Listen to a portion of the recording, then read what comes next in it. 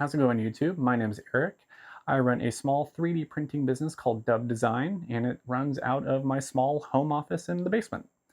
I'm about 3 weeks old on Etsy. I have about 9 orders so far, so I don't think that's too bad. But I wanted to start this vlog series and take you along this journey, um, so you can kind of follow along and see how I progress and kind of show you what I go through, some of the challenges that I encounter, how I find models, how I price, and kind of my shipping process and things like that. Just things that most people, most entrepreneurs go through when they're starting out a business.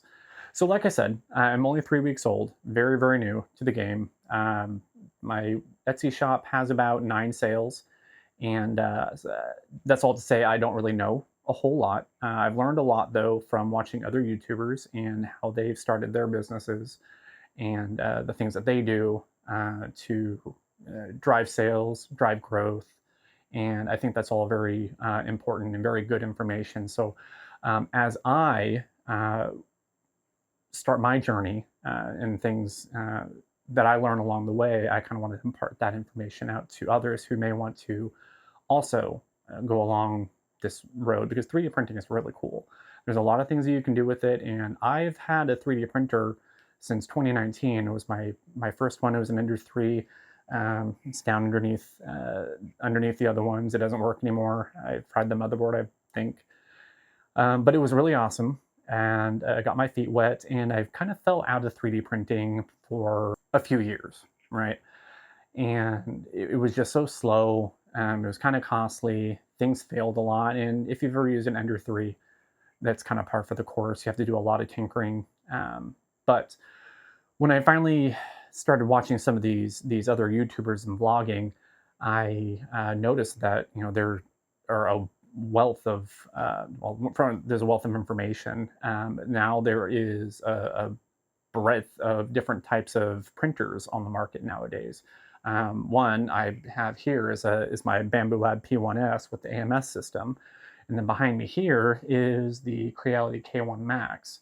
I had no idea printers could be as fast as they are and do the kinds of things that they can do until I started doing research and learning more about these types of printers. And I'm blown away. And I figured, I can pop out prints like that, with these machines within reason, depending on what the model is.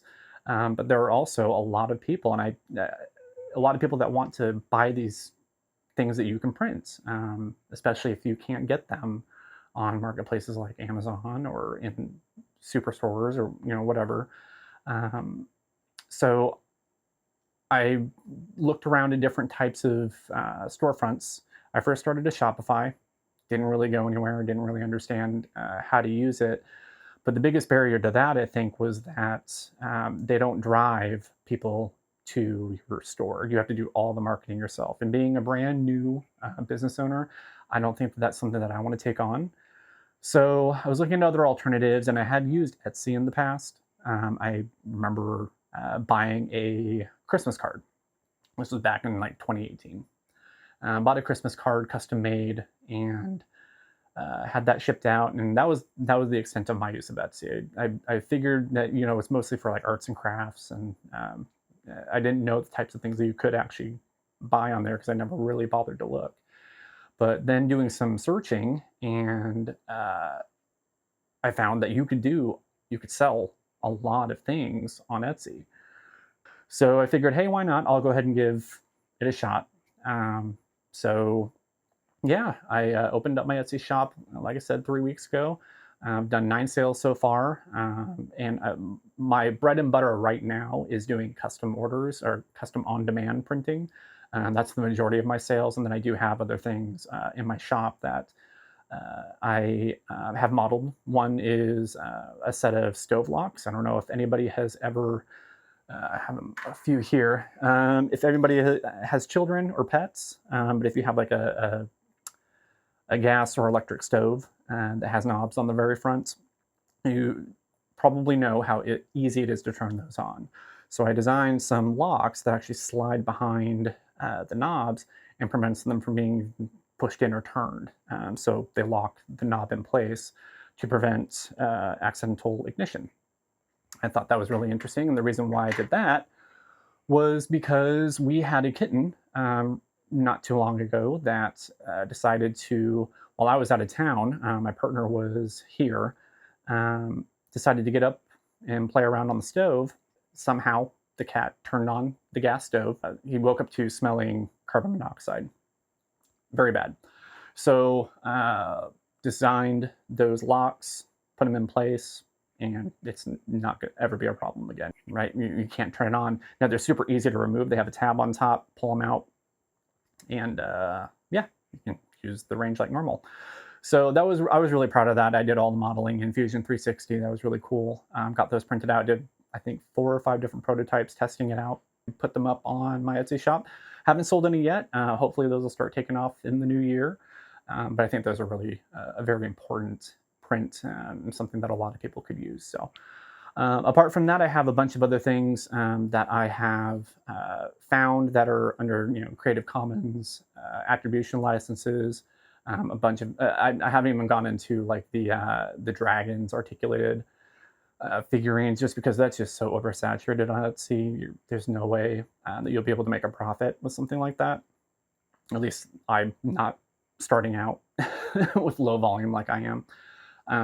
But that's all to say that right now, the most of what I've done so far is custom on-demand orders, and that's been fun.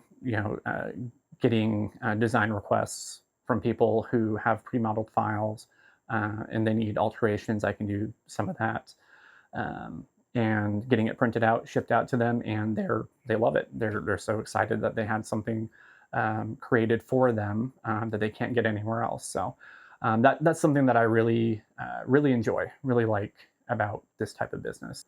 So one thing that I've learned is shipping is very expensive. I kind of already knew that, but I didn't realize how much it really impacts your bottom line. I use all Etsy shipping labels, so they do all the calculated pricing for me. I input the dimensions and the weight of the product when I go to ship it out. And yeah, so that kind of eats into your profits. Right now, I have free shipping on some of my items. I've adjusted the price to account for that. And then other items, the buyer pays for the shipping. The packaging, it just goes based on what the item is. Have bubble mailers, very simple. And then if the item is small enough, I actually have additional bubble sleeves that they go into for extra protection.